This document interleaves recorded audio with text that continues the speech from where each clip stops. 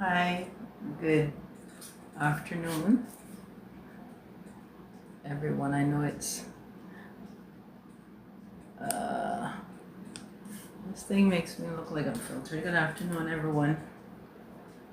It's been quite a few days since I've done any recording, and people have been asking me what's going on. Okay, yes, okay.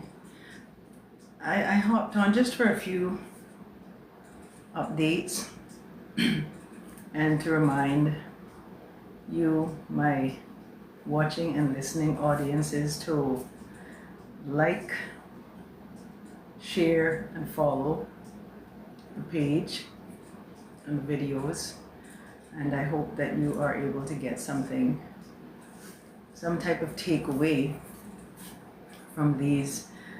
It seems I have to keep discussing the same issues over and over because I'm constantly getting more and more information about certain issues.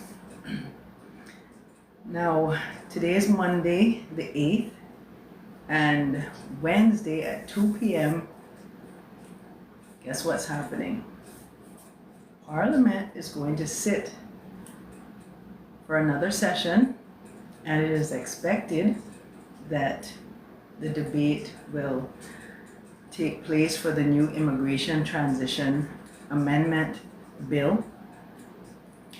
And for some of you who do not know, it is on the schedule, but that does not mean that it will pass. And I need you people to please understand that this bill is not law yet.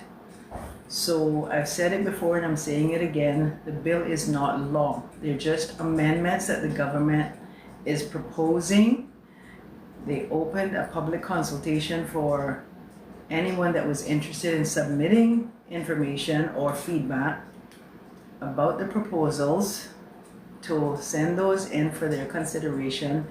And what happens, as far as I'm aware, is that they review those, they take what they feel could be helpful, and so the bill could very well change by the time it passes through Parliament. And it doesn't mean it will pass through Parliament on the 10th. We do not know how long Parliament will be sitting.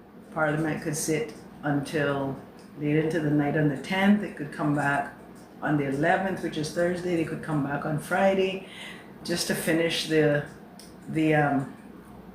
matters of the country before they close for the Christmas holidays. Or they could decide they're going to take some things over into the new year. So they may know what they plan to do, but we, the public, do not know. So we just have to follow on the Cayman Islands Government TV channel on YouTube, and I do believe they will air on some other social media platforms as they usually do. And if you're not able to log on when they're in sessions, you can always go back and follow the sessions, well, if they go past the 10th, and hear what they've had to say. So I encourage people to, if you can, Parliament is open unless they say otherwise to the public. There's no media, no cell phones or videoing or anything, recording or anything like that allowed, but the general public, anyone that lives and visits and resides in the Cayman Islands, works in the Cayman Islands, can go to Parliament and sit down and listen to the proceedings. Of course, you'll be searched and you have to sign in, all that good stuff. But yeah, you're welcome as a member of the public to go in and listen to Parliament whenever they're sitting, as well as you can view the proceedings online. But yes, the big bang that we're all waiting for, the Immigration Transition Amendment Bill. There's a lot of other wording in there, but I'll skip all that just to cut it down. Is expected to be before the House on the 10th. Whether they'll deal with it on the 10th, you'll know on the 10th, whether it goes for a few days or after that. So hold tight to your seat, guys. And again, nothing in that bill is law yet. If you're hearing things, call work to find out. I know they have changed a few policies that were already in the law, and they've started implementing them, but that has nothing to do with this new bill that they're proposing. And some of what is in the proposals, I know a lot of you are interested in the marriages and the rollover policies and the rights to have your family here, and those sorts of the amendments, what it means to be a Caymanian, how you're going to be recognized as a Caymanian, are most of the parts that people are interested in. So follow those. If you have any questions, I always say to call or email work, or go on their website or their social media pages. One thing about this government, and even the past government before this one, they've really gotten into more and more releasing a lot of information on social media. So you may not understand the wording, but you can't say for the most part that they're not giving you information. And so that is that. If you have any questions, call work. Block your number if you don't want to be identified, even by your phone number, because government departments can't see your numbers, and you can just ask questions randomly. So we have, let me see, we have about 24 days. We have about 24 days, 23, 24, 25 days before the new minimum wage of $8.75 CI goes into effect. So again, just a few short days before January 1st, 2026, before the new minimum wage goes into effect. And if you have questions on that, you can feel free to call the Labor and Pensions Department. That's Labor and Pensions Office. And Google their number, or go on gov.ky and in the search bar, let's see, you work for your information. Or you can call work, or go on work's website and find out, any questions you may have. I know there are some differences pertaining to domestic helpers and nannies and those sorts of things. So many of you have had questions. The RCIPS released a very, very sweet, I just want to say it warmed me so much. They released a video, I called it a video about sexual harassment, and I do believe I have it posted on my page. If not, I'm going to post it up there. I have it on my other social media, but it basically, there's a sexual harassment act or a bill on the shelf with government. It's been there for at least 2 or 3 years, I believe. I'm not sure what's the hold up with this, but it is a game changer. And when I see RCIPS release this video, it just takes me back to that sexual harassment bill that the government has proposed, and it needs to be passed and put in force, because it goes hand in hand with this video that RCIPS has released. Sexual harassment is not just something intimate in terms of what you guys may think. It is whistling at people. Anything that comes across to someone as unwanted attention that makes them feel uncomfortable, whether by the same sex or by the opposite sex. Whether the sexual harassment bill talks about sexual harassment on the job, at church, in your home where you live, by landlords and tenants, in schools, and other such areas. The only thing it doesn't really cover is if you are actually on the street, because it's kind of hard to prove sexual harassment on the street unless you have witnesses, right? But holidays is a major time that people complain of being sexually harassed, especially by non-nationals in Cayman. And so the RCIPS has released a video about that. It's a very, very touchy-feely, interactive, and it has a few notable faces on there too. And it's very, very clear. It's very plainly worded. the commissioner himself starts out the video, and this is telling you how serious this government is about these types of situations. It's zero tolerance for it here in the Cayman Islands. So whether you're from here or not from here, sexual harassment is, so don't do it. They will be taking these complaints very, very seriously and investigating them. Okay, we do not want to be known as this jurisdiction where our people do not feel safe, visitors don't feel safe. People who come here to work do not feel safe because they're being sexually harassed, whether it's where they live, in church, in school, on the job, you know, in the supermarkets, those types of places. So that's just something worth mentioning to you guys. This video that was going around, there was a few people that made comments on a video about a lady from another country who said she'd come here, and why I'm mentioning this, because it kind of goes back to the sexual harassment thing also, who said she'd come here and worked, I think it was 3 months, and she was able to buy a very nice car, apparently. I haven't seen the video, I've just watched what other people have said and what other people have shared with me. And people from her nation, they didn't call her name. The few videos that I've seen, they didn't call her name, but there was a gentleman, very, very, very filthy video from her own nationality. And he was actually on the job time, I understand, on the time. He's employed here in Cayman and recorded the video while he was on work time, I believe, from what I understand.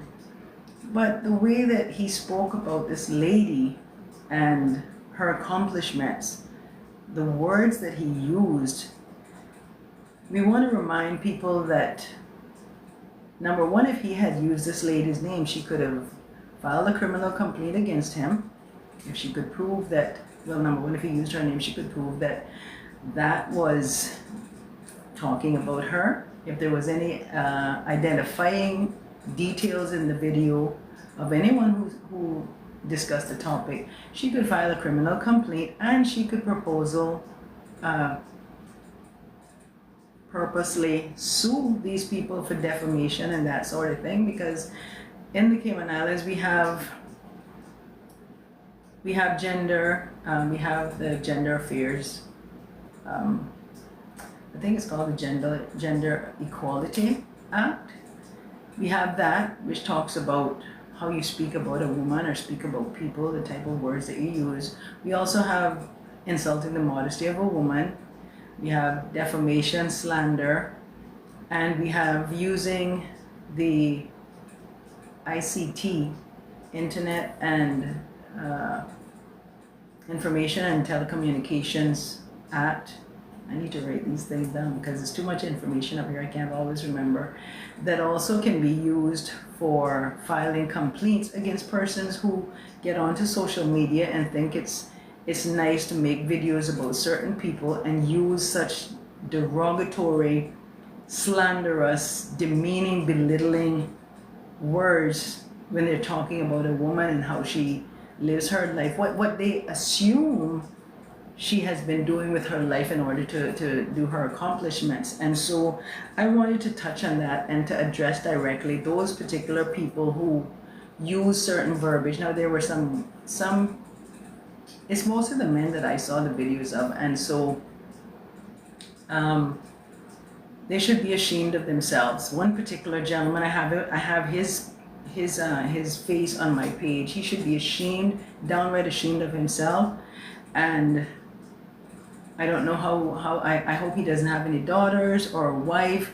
You know, we all come from a human being, a woman. That's how we receive life. So how can a man use the verbiage that this gentleman used to talk about a woman? Fine, if that's what she did, but that's her business. And the other thing that goes along with this, I wanted to talk about too, was prostitution in the Cayman Islands, because I've had some complaints asking me to discuss prostitution in the Cayman Islands, because prostitution is happening here. It's happening in the local bars especially. I don't hear about any complaints happening in the bars along Westby Road or the other upscale bars or whatever, but I do understand it's happening in the very, very local bars, especially, I won't say what districts, but that people is also illegal in the Cayman Islands. It's in the penal code. So no prostitution. If men go to the bars and they have too much drinks, the barmaid should not be taking advantage of them and spending, tabbing their cards for too much or not giving them their change. This is another topic for another day. Just know that prostitution or soliciting money for favors like lap dances or hugs or kisses or anything like that, or gifts, is prostitution in the Cayman Islands. If that's not your personal companion, husband, boyfriend, whatever the case may be, just know that that's a criminal offense in the Cayman Islands.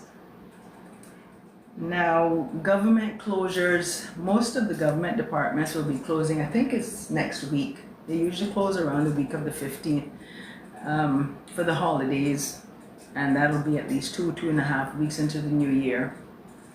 So if you have to put in any work permits or any type of immigration applications, you need to get them in. Now the work permits, especially immigration, of course, work has released information asking people to get your work permit applications in on time. They will be deferred or refused if they are not in time, because work does not have the time to sit down and now have to go through that workload in order to rush to get people's applications through. That's not how it's supposed to work. So if you have work permit applications coming up or any type of immigration applications, get them in on time, not at the final hour, or anything like that. But I know court's office is closing the week of the 15th, work is closing the week of the 15th, so that's next week. And many other government departments who offer those types of, general public services. The pension, many of you have been talking about pension. I'm going to look at some of your comments after. Pension, I have spoken to the pension office and received some information.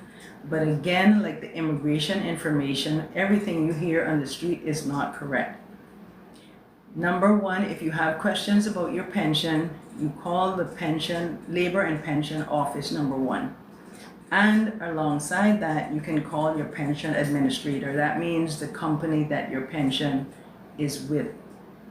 And they are supposed to give you information. Do not make them just tell you randomly, because I've had it done to me. I went to help a Caymanian business owner about a year ago, or a year and a half ago.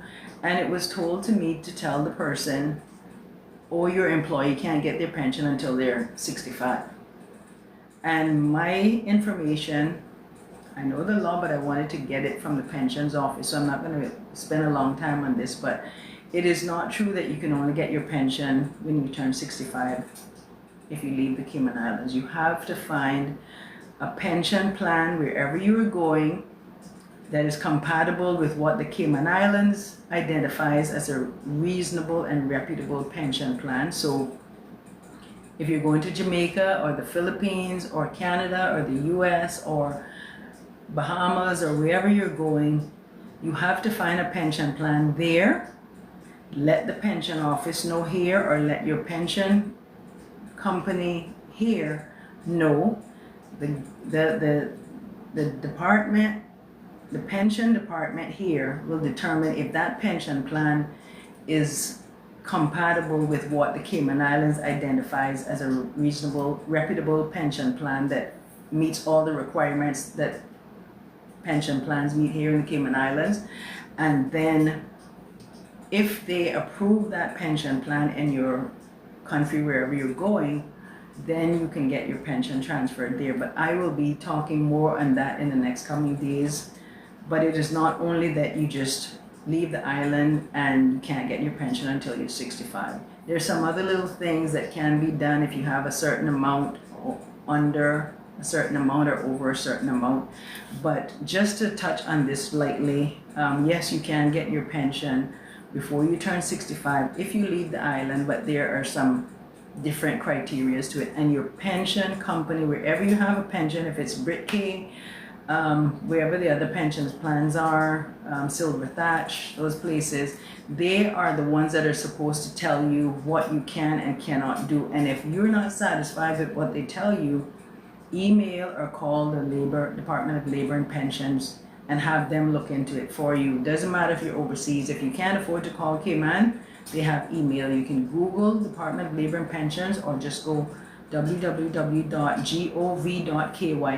I understand that there are a large number of persons who may not be able to read and write that well, and so calling may be better for them, but they may be overseas and can't call.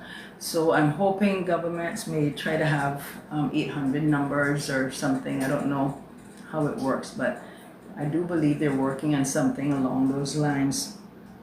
Now, remember CBC, the minister, Mr.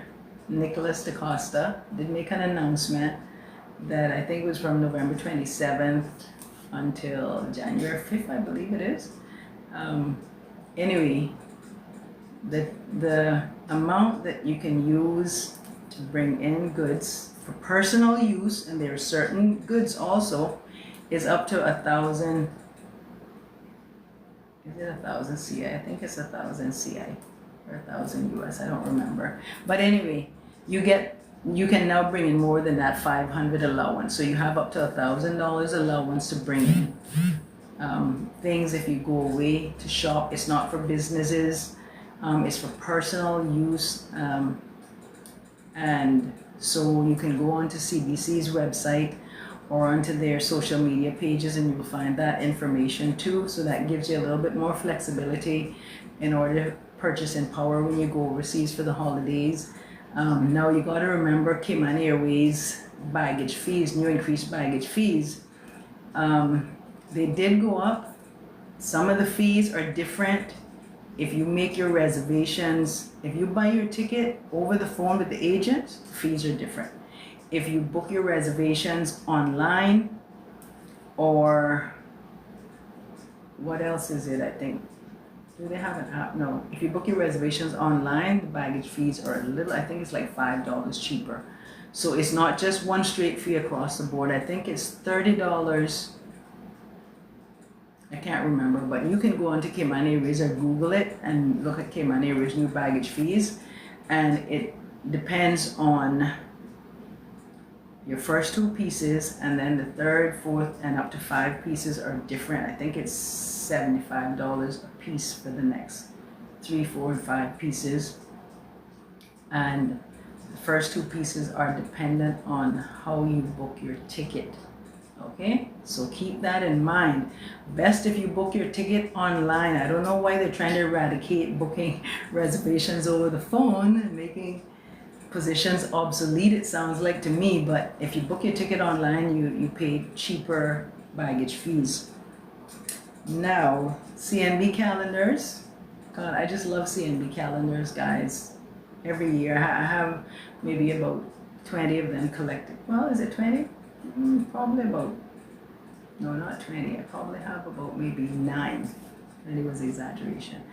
Of CNB calendars. I just love their calendars, so they should be coming out pretty soon. I just wanted to note that. I have something else here. Oh my goodness, I cannot even understand my own writing. Whatever that is, it looked like it was important, but I can't understand it. Oh, recruitment agencies again. So someone messaged me again today about these scammers that are making these videos online. There's this one that are saying they are recruiting for the new Hyatt, Grand Hyatt Hotel, which is across from Kentucky and Westby Road. And they're working with that hotel to recruit people. And I can almost bet my bottom dollar that it's a scam. Please do not spend your money paying these people to help you come to the Cayman Islands on a work permit. They do not have that authorization. The ministers have released information about these. They've talked about it on the talk shows human trafficking, meaning people are taking people's monies, recruiting them to bring to the Cayman Islands, saying they're going to get them a work permit, they have somewhere to stay, and so forth and whatnot. And there's nothing here for them by the time they get here. They're homeless, they have no jobs, they have no work permits, or if they have work permits and their work permits are not being approved and that sort of thing. People, I beg you, I implore you, I plead with you, do not give these people your money. Okay? If you want to know if there's any jobs available, check the hotels themselves. Check each website. Almost everywhere in the Cayman Islands now has a website. Check each website. Foster's, the supermarkets, the health services, everybody have a website or a social media page, and you can check to see if they have any openings if you're interested in a job here in the Cayman Islands. Keeping in mind how the immigration climate is changing here in Cayman also. And so don't waste your money giving to these recruitment agencies. We have recruitment agencies here on island. If you want to work through one of those, you can Google those employment agencies or recruitment agencies in the Cayman Islands. This new video that I saw, it has a automated female voice, so you automatically should know that's a scam.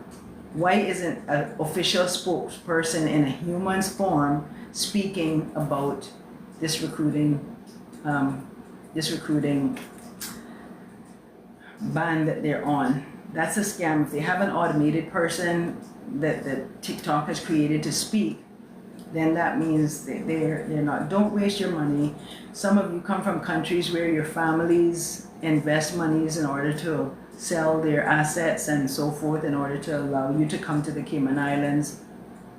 So think hard before you do that sort of thing. Our government has been on the rounds around some countries in the world here lately, trying to do unilateral conversations and discuss some of these issues. So do not think that these governments are not on to you scammers, you recruiters, when you post these things. People send them to me, I forward them to enforcement and those sorts of things. So you need to stop taking advantage. Find a job, get a life, and do something constructive with yourself, because nothing good comes out of you scamming other people for their hard-earned money or what they hope to accomplish for them and their families. You know, and some people are actually based here in the Cayman Islands that are doing this too. So people, please do not waste your money paying these people. And I just want to say that sorry, there are, you know, we see Canada is having major immigration overhaul right now, where they are requesting that anyone that's submitting a work permit has to get a certificate of a sort. I read the article this morning. I may talk more about that lately. Of course, we know the US is having major immigration overhaul, the UK. So it's not only the Cayman Islands that are doing it, people. All of you that are here and complaining about Cayman, immigration overhaul is going on all over the world because there's so much terrorism going on, so much abuse of the system within countries, and abuse of people, and human trafficking is the major one. Now, when you think human trafficking, I've spoken about this before, human trafficking isn't about sexual trafficking of people.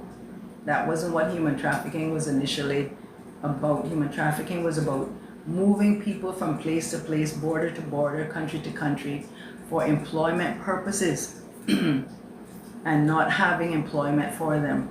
You know, in the States they call these people coyotes.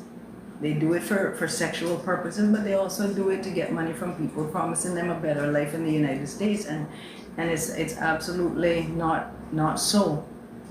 And so human trafficking has bordered on into underneath the umbrella now of the same thing, meaning people get trafficked for sexual purposes, and that's now to human trafficking. It's not just women, it's children, boys, men, grown men in America. If you think you're lying, I don't know if it's happening in other countries, but grown men are being human trafficked for organ purposes. You know, they traffic people to kill them, and they take their organs and sell them on the black market and that sort of thing.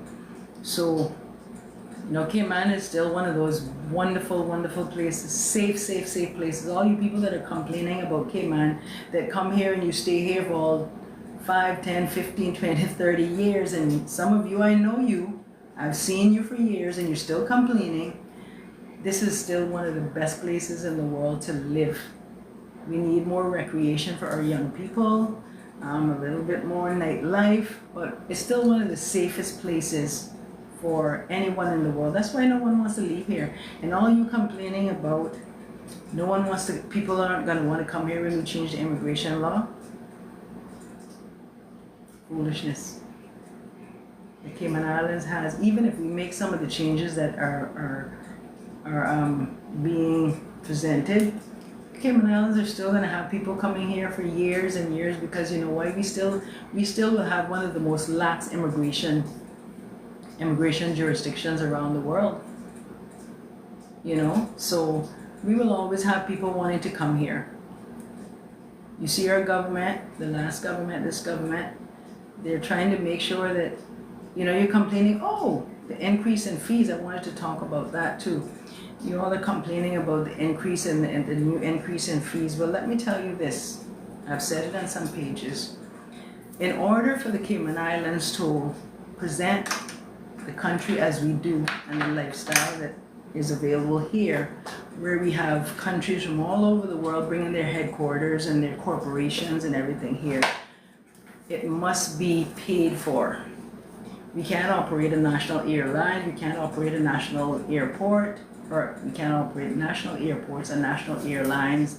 We can't keep our countries clean, our country clean. We can't pay civil servants. We can't maintain the services that is offered to the public that are mandatory by governments. We can't do any of that without the revenue that comes in. So we have to increase fees. And many of you have never driven a car until you come to the Cayman Islands and you pass that little test that they have there. They keep modernizing the test, upgrading the test, but it just don't seem to be doing any good. They need to change the citizenship test, and they need to change the driver's license test. They do it in the US. And there's a different test for, and at least in Florida, for citizens and permanent residents than there is for illegal immigrants. And you have to show all types of documentations. Trust me, I know. And so when you guys are complaining, take the public transportation. Call a taxi. Because many of you are causing accidents. You're driving as if you were driving in your native country. We don't have the land space for that, and our country is not that fast, our country is not that hazardous. So we want people to drive safe in the Cayman Islands, and too many people are getting killed on our roads, and unfortunately, sometimes it's at the hands of inexperienced drivers. We have people who have, you know, some of the more well-to-do people here, they hire persons to drive for them, and they've never driven in before. They're in their country. And so they pass the driver's test, but they can't drive properly. And they cause accidents and cause people to be killed. And raising fees eradicates this. We've had people who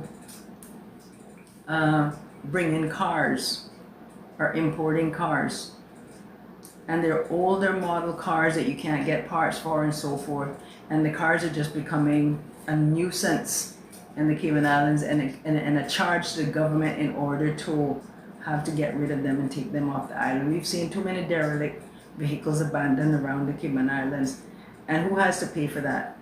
Because most of you that may import cars can't afford to import parts to pay for those cars, or you can't afford to pay the fees that is necessary at the DMV to, I think they have a fee that assists with getting rid of the car when it's written off or whatever the case may be, all that technical stuff. But there's a reason why these fees are raised, and you can complain till the cows come home if you want, but this is how it's going to be. You get used to it. Historically, along the way, things have to change to meet the demand of the life. You can't do anything about that. So, just take the public transportation. I myself takes the bus sometimes. I haven't taken it in a while, but you'd be amazed what you see when you take the bus. So don't complain about our government. We have to generate, not we, but the government have to generate revenue in order to preserve and continue to afford, allow people that come to this jurisdiction to enjoy the Cayman Islands as it is, and that takes revenue. People complain about, oh, this millionaire owns this and this millionaire owns that and so forth. So if we don't want the millionaires to own everything and dictate to the people of the Cayman Islands and the government what should be done, then the government has to generate their own revenue. And last year there was a lot of financial help from the last government that you've heard, if you're listening, that kind of set the country in a little where we have to generate that revenue back. We offered our neighbor there some assistance during the hurricane, and I have to be honest with you, we have to generate that revenue back, because that money comes from somewhere. When you put your money in the bank takes that money and lend to someone else. That's where they get money from to lend other people, is what their customers put in. So if we're donating money to places and helping places, we need to get it back. And if government needs to pay for all these buildings that they rent and own, all the properties that they rent and own to provide services to the public, so we need to pay all the civil servants that provide these services. Where does the money come from? You have to raise fees. Cost of living is going up all over the world, so I don't know, I heard someone say, oh, you don't have to go through it and whatever. Nobody knows what I have to go through. So people, don't come for me, please. You don't know what's going on my end.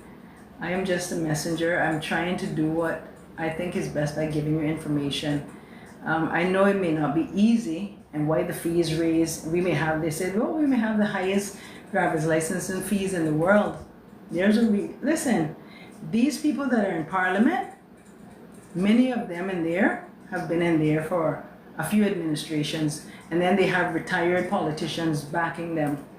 So these people aren't just people, and then they have advisors and they have their whole teams and their ministries and so forth. So these aren't people that just meet in GAB and decide, oh, we're just going to raise the fees. They evaluate these things, they assess these things, they get professionals and economists and financial people to come in and give them advice, and they get other government departments. So it's not that the parliamentarians just get up and say, oh, we just gonna raise the fees because we want to be mean and we want you money hungry. That's not how it works with governments. Nowhere, unless you're in a communist country. So I think that's pretty much it that I wanted to talk about right now. Again, like I said, if you have any work permit applications or any type of immigration application, next week, the week of the 15th, most government departments are closing their services for the holidays because their employees need to Christmas shopping, go away for the holidays and get some rest and stuff. Also, this year has been very strenuous for a lot of people, including myself. And so, the Philippines had some catastrophic natural disasters. Jamaica had a catastrophic natural disaster, and a lot of people here have been dealing with homelessness, including Caymanians, unemployment and that sort of thing, health issues. And so we want to close off this year with being thankful and appreciated, and not being ungrateful. Cost of living is going up. Yes, I see one lady, yeah, she was a feisty one, I'm going to say this. I don't know, she had a British accent, and she was complaining about the price of cauliflower. I don't know if she was in Cayman, but she said the price of cauliflower was in Cayman Islands dollars. And she told me, anyone that knows me know I don't get onto people's page and be rude or insulting or anything like that. But she told me to get off of her page and whatever. Well, lady, wherever you came from, or if you're living in the Cayman Islands, I know where you came from, cauliflower is much more expensive than that in that currency. In the UK, it's almost the same. And looks like it was organic cauliflower too, by the sounds of it, because she looks like an organic cauliflower type of lady, right? So, excuse me, I'm sorry. But, you know, don't come here complaining about the cost of goods here and you're not even originally from here, you know?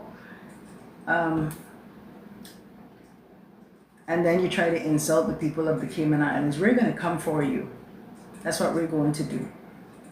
Don't shop, don't pick up the cauliflower and then get on a video and complain about it after when it was your choice to buy that cauliflower, you know? So, I mean, everybody is doing what they need to do for likes and comments and that sort of thing. But, you know, if you don't like life here, you know, when I was in the US, there were a lot of things I didn't like. And if I didn't like it, I just removed myself from the situation, tried to find another situation that was accommodating to me or convenient to me. If there was cauliflower for $9, then I went to Walmart and bought the cheaper cauliflower. I didn't get on social media and then talk about the cauliflower being so expensive, you know, and then trying to insult the American people when they're providing, the government there is providing that country, keeping that country to the way that it is in order for me to be able to go there and work and go to school and work, you know. So for those people who like to get on here and carry on like that, I know there's more people that I see that love Cayman, appreciate Cayman. One thing I want to remind employers, I implore everyone, complain to Department of Work, Department of Labor and Pension if you are being overworked and underpaid. I know many of you who are non-Caymanians do not want to lose your work permits, but these departments cannot do anything unless you file a complaint. Even if you want to file it anonymously, they can investigate and see what they can come up with, but you can't just write to me or write to the other medias and ask us to do something or say something and you're not willing to come forward and do something, even if it's anonymously. You have to file a complaint. Employers, you need to pay your employees properly. Stop slaving people and working them, especially these domestics and security officers and construction workers. And another thing I want to mention about with the construction and the security officers is that there should be restroom facilities at every location that people are working. There should be a restroom facility. There's tons of these companies that has these little portable restrooms for rent. You cannot have people on your job and they cannot use a restroom for hours and hours and hours. It is inhumane and is against the law. So pay your workers and have restroom facilities there and allow them to have their mandated breaks and lunch periods and pay them according to the law. I'm not going to call out anybody, just people just be messaging me talking about these things, asking me to speak on them. But I do have names and places. And now the rent, landlords and tenants. Tenants, you cannot just move into a place and move out and not give notice and expect to get your deposit back. It does not work like that. You have to give it's expected that you give the same amount of notice for the period that you pay rent. So if you pay rent every 2 weeks, you give 2 weeks notice to move. If you pay rent every month, you give a month's notice to move. And if you mash up, I'm going to talk Cayman talk, if you mash up the people's property, you can't expect to get your deposit back. And your deposit is not to pay your last month's rent. Your deposit is to pay for damages to the property or if you leave in an unpaid rent. So tenants, you cannot expect to just move out. I have a lot of people writing me saying they haven't been able to get their deposits back, and you know, but they admit they didn't give it. They don't admit they didn't give notice, but the story that they're saying, they didn't give notice. And for landlords, please remember, listen, I know people that are working in government in high positions, working in private companies in high positions, people that have means. And when I say means, they have money. People that have different properties, people that have properties built onto their main homes and renting a room, and they are taking advantage of tenants. You must show a tenant the water bill and the light bill and how it is being divided up. You cannot just go to the tenant and say that the water bill is $30. If there's 5 people in the house, you have to show the tenant that's paying your rent how that water bill is being divided up. You can't just give the person a piece of paper and say this is $30. You have to show them the water bill. This is a water bill, $500. This is your portion. It's 6 of us. And just because you as a tenant may not be home as often as the other person, that doesn't mean that you can't pay what the landlord is saying that you have to pay. Because even though you're not home as often, that doesn't take away from the bill, right? Because how should I say this? Even though, like for example, if there's 5 people in the house and one person is not home as often as the other 4, right? That doesn't mean that 5th person can't pay an equal portion like the other people just because they were not home as often. It's about usage. Water and lights is about usage, and that's what brings about the amount. So that's why it's important for landlords to show tenants the bill and how it's being divided up. And tenants, it's important for you to ask for the bill so you can see how it's being divided up. But it's also important for you to note that not because you haven't been home as often as everybody else, that means you have to pay less. You have to pay equal portion, because even though it's one person less being home as much, that means it's less usage, but it's still basically the equal thing. Now, if the house that you're living in is connected to, or the property that you're living in is connected to a main house that people are living separate from you, that's a whole different thing. It's had 2 different meters, that's a whole different thing.